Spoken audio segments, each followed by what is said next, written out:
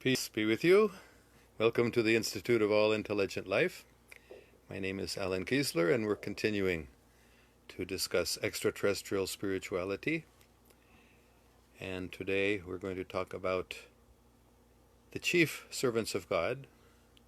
They're given various names like archangels, but the knowledge that we have had in the past is so minuscule compared to the knowledge that we are learning now from extraterrestrials who not only live on other planets and in other star systems, but have traveled for thousands and millions of years from one star system to another.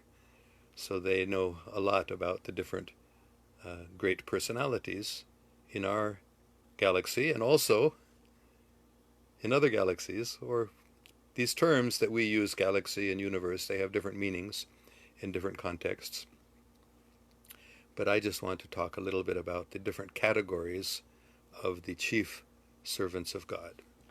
And I'm sure some of this will be quite surprising, maybe unbelievable to some people, but this is the information that I have learned from extraterrestrial sources. So here we go. Bismillah. So we always begin with the name of God, whether we say it out loud or not, because we need help. We are very fallible, always making mistakes. So in order to ask for protection and guidance, we appeal to the supreme source of everything, the all-powerful, original being, who we call God or Allah, or by many different names. But we ask for guidance, that we don't deviate too much from the truth as we're trying. This is a very, very difficult subject matter, because the main reason it's difficult is because it's so different than what most of us have been taught. All right, so one interesting idea is that the concept of God, or the supreme source of everything, is pretty universal. Our planet, the Earth planet at the present time in the 21st century of the Common Era, is quite unusual in that so many people consider themselves atheists even. They say there is no God. That's because of bad experience, because of so many false concepts of religion and of God. So a lot of people have gotten frustrated and disappointed and angry even, and so they reject any concept of God at all. But the fact of the matter is that almost everywhere, throughout all the universes, material and of course spiritual, people are aware that there is a God or a supreme source of everything. And that God has many, many uncountable numbers of servants. And these servants are of different types. So we're going to talk first about the chief servants of God. All right, so everyone knows that everyone is a servant of God except God. Except Allah, everybody is a servant of that supreme. But, this is the big but, the first servants of God are not ordinary people. They're not even ordinary angels. We're not talking about in our universe. We're not talking about any of the material universes or super universes or whatever you want to call the existence here in this material cosmos, but I'm talking about the spiritual world. So in the spiritual world, the original first servant of God is very, very powerful. In fact, the first servant of God, first again, not in terms of time, because we're not talking about creation, we're not talking about a certain time when God began creating, but in eternity. The spiritual world is eternal, it was never created. So all of the residents of the spiritual world, the eternal residents of the spiritual world, were never created.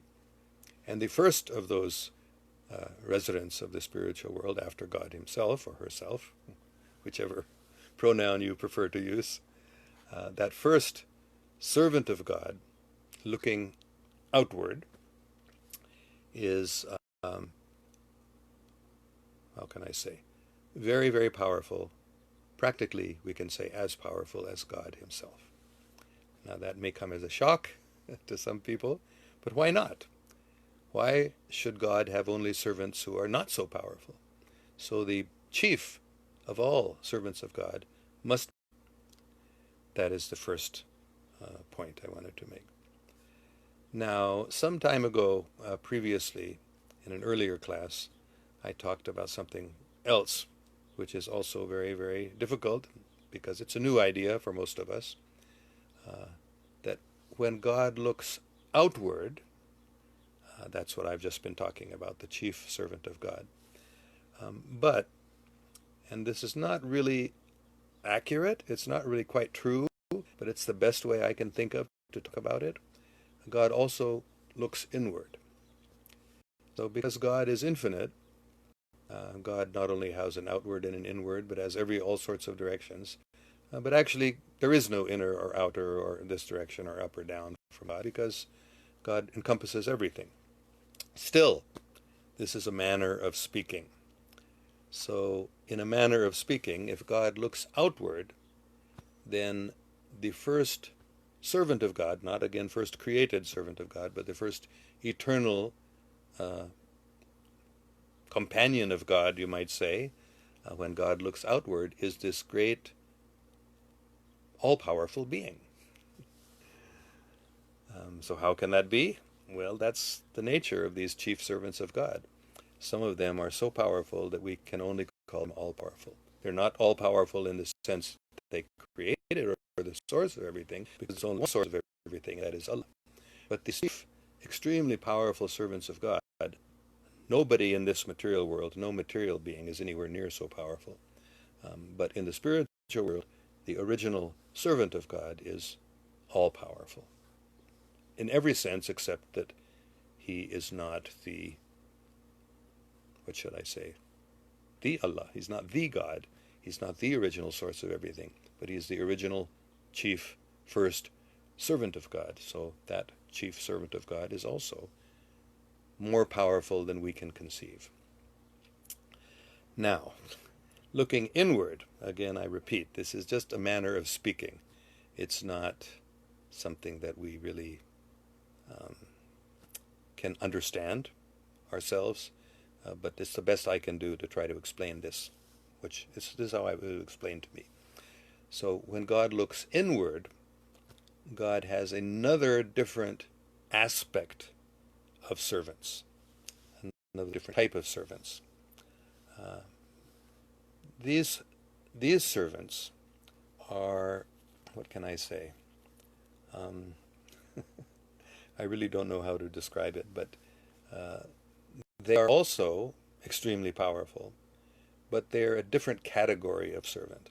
That is, the servants, when God looks outward, they're like powerful. Their chief characteristic, not chief characteristic, but one of their chief characteristics is power, and also mercy, and kindness and love. So many different characteristics. But the difference on the inner aspects is that those servants of God, although they're also extremely powerful, more powerful than we can conceive, their main characteristic is their sweetness and tenderness and mercy. And they don't display their power the way the chief servants on the external. Again, it's a misnomer, but I can't think of any other way to say it.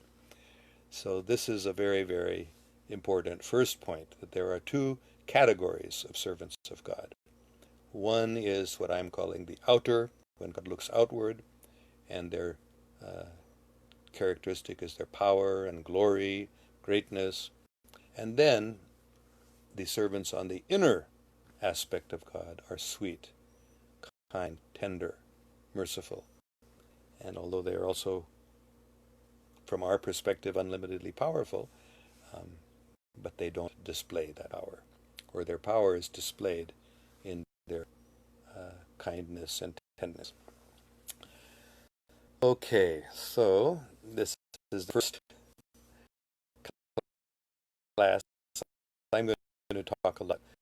Actually, last week also I talked about the chief servants of God in our universe, or in our part of the cosmos, or in our part of the creation, namely the sub-creator of our universe, who I explained that Lord Jesus Christ, Hazrat Isa alayhi salam, was an appearance on this planet of that great personality. And I also explained that along with that sub-creator who is sent by God, by Allah, to this part of the cosmos to create this universe, along with him always comes two people, one who's feminine, and she is spirit, of course, but is categorized as feminine, and I'm going to explain that in a minute. Just like there's the external and internal sides or aspect of God, similarly, and the external is masculine and the internal is feminine. Similarly, the two co-creators, really, because they work together, of this cosmos or material universe or galaxy, this part of the creation that we're living in, the first two are like male and female. Again, I said last week, not exactly like husband and wife. One is displaying power and glory, and the other displays kindness and tenderness. In addition to these two personalities who come and are the co-creators of this universe, there also comes a supreme, sublime, supernal personality who is like an advisor to them. And this personality is unique. He is, what can I say? He is the light, the original light of our universe.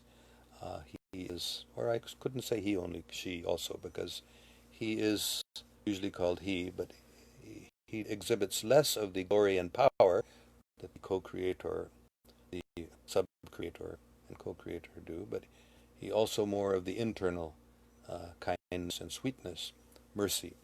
And that personality is therefore sometimes designated as hermaphroditic, not masculine or feminine, but in any case, extremely powerful. In some senses, really superior to the sub-creator, superior to the co-creators, coming as their advisor.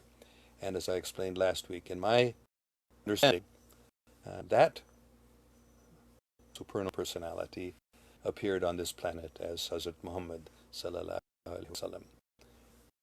The holy prophet of Islam was not an ordinary human being. He was a human being, 100% a human being, just like Jesus Christ was also 100% a human being. But he was an appearance on earth of that supernal personality, the third of those persons who are sent to this part of the universe for its creation and origination. Okay, so those are the three chief personalities that I spoke about last week of our universe or our part of the cosmos. And I've also now spoken about three original personalities. That is Allah, the supreme God, the source of everything, and his chief powerful servant, who is, we can only say, beyond our ability to conceive of his power. Therefore, I say he's all-powerful, unlimitedly powerful. And thirdly, the inner aspect of God, the chief servant of God on the inner plane, who, along with all the other servants on the inner plane, they are more characterized by kindness, tenderness, mercy, sweetness, than by the power and glory of the external aspect. Of course, I'm talking about the spiritual world right now, the inner and outer aspects of the spiritual world, looking outward or inward. There's the supreme source of everything, Allah or God's name, looks outward or inward. That's the only way I could think of to describe it. Okay, so that's a little bit, this is a big topic, and I think I'm going to take quite a few weeks talking about it. But since last week I had spoken about the three chief personalities of our part of the cosmos, I decided to start talking about the chief personalities of the spiritual world. All right, let's see if we have any good questions. I hope we have some questions about the topic rather than about other things. Ijaz Mirani says, please, sir, remember Kashmir in your prayers. Actually, am very much remembering Kashmir, and I'm also thankful. Most people are very, very disturbed and upset in one way or another about what's happening in Kashmir. But as I've said before, I take it as a sign that the Ghazwa-e-Hind is reaching a climax. As I've said, the Ghazwa-e-Hind has already been going on for some time, in my understanding, and it is more a spiritual war, it is more propaganda or uh, publicity or media war than a material or weapon-like war. Um, but it is a spiritual war which is going on for some time now, and this definitely is an indication that that great spiritual conflict is coming to a head, and we should be happy because what it really means is that now the victory of the forces of good is coming closer. Don't worry, Kashmir will be given its freedom, and we can all pray that the freedom of Kashmir will come soon, and it will come in a way that is not too much suffering, because always when things like this happen, there is suffering, of course, but we will pray that the suffering may be minimized, and we will pray for the mercy of God to make this a not only quick, but make it a loving transformation. The secret really is the people of Pakistan and Khalistan and Kashmir will all become so loving amongst each other that the people of India will become astonished. They will say, that's what we want. We don't want this fighting and repressing. And then when the Indian people find out what's really going on in Kashmir, they will be horrified and they will stop it. And they will give freedom to Kashmir. So, yes, I'm praying daily for Kashmir. All right, let's see. I want to not talk about another question about the Pakistan and Indian war is coming days. Pakistan and Indian war has been going on for quite a long time already. And it's not a hot military conflict, except we did have the Balakot attack and the response just for a short time, but the war has been going on for years, decades, and it's coming to a head now. So let us all pray that that war will be a war of beauty, love, kindness, sweetness, and not a war of power and glory and military might. But we already know the conclusion. I at least know the conclusion. I was told more than 20 years ago what will happen. Kashmir will be given its freedom, and India and Pakistan will work cooperatively to protect Kashmiri's freedom. And India and Pakistan will come together in love and trust. Seems impossible? Okay, just wait and see. Let us all pray for that. What's wrong? All right, Muhammad Iqtisa is going on. It's strange to talk about Pakistan to sit in America. You can't understand Pakistanis' problems because you're sitting in America. Well, I have been to Pakistan most years since actually from 1947 till 1965. I was in Pakistan, so I think you were in Pakistan then. So I know a lot about Pakistan from that time. And I've gone almost every year to Pakistan since 1980. Every other year, but every year. So I was in Pakistan last year, but I was there in 2017, in 2016, in 2014, in 2013, maybe not 2014, 2015, and 2013. So I have been in Pakistan a lot. So, of course, I have many Pakistani friends, and I'm always praying and reading about Pakistan. So maybe I can't understand your problems, but I'll do my best, and I hope to be back within a month or two, inshallah. So Americans have no tensions. They are living a good life and having everything a man can easily talks about good hope for any country. You think so? You think Americans have no tensions? I think Americans have more tensions than Pakistanis. Maybe not financial tensions, but a lot of anxiety. People in America are full of anxiety, full of worries. Maybe not about where they will get their food to eat the next day, but so many problems. So don't think Americans are, that's Hollywood's portrayal. American people are always in anxiety. everyone all over the world, not only in America. And there's very little concept of kindness and friendship and hospitality as there is in Pakistan, for example. All right, well, I did not get any questions about my class, which I've been saying is a very, very difficult topic for most people because it's something new and different from what we have been told in the past. We've never been given details, but because of uh, the recent, not recent, it's been going on for thousands of years, but only in the recent past, due to the embargo on knowledge, due to the media blackout, and due to all governments of the world practically, for various reasons, working together to stop knowledge of extraterrestrials. This is something new for us now, to be in contact with extraterrestrials.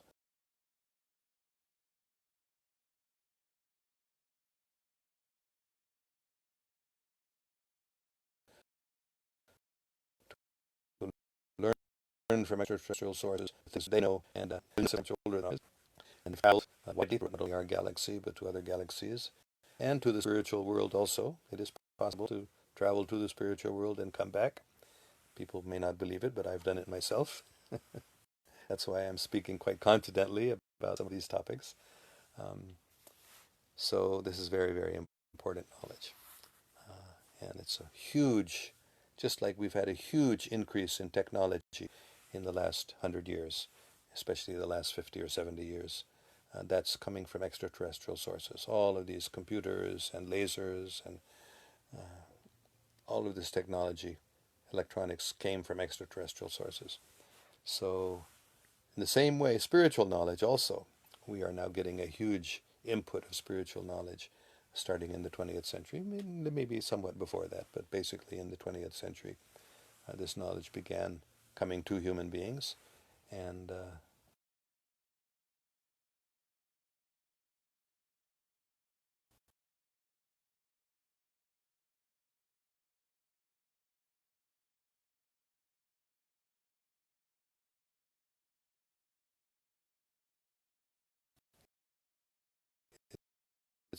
we're very fortunate that we can have this opportunity to learn these things. Is much more knowledge available now from extraterrestrial sources. You may say angelic sources if you don't want to believe in extraterrestrials. You may say that angels in the past who brought scriptural knowledge to human beings have come again and are doing it again. So that's not false, because many of the high-level extraterrestrials are really angels. That's the only way to describe them in terms of technology, the terminology that we've had in the past. But angels are extraterrestrials. They don't live on this planet. They live in heaven or whatever you want to say. They're from somewhere else, so they're extraterrestrials. So we are fortunate, and we will continue learning more about extraterrestrial spirituality every Sunday morning at 8 o'clock in California, in daylight saving time, which is 8 p.m. in Pakistan. We will continue the class, God willing. Thank you all very much. May God protect us all.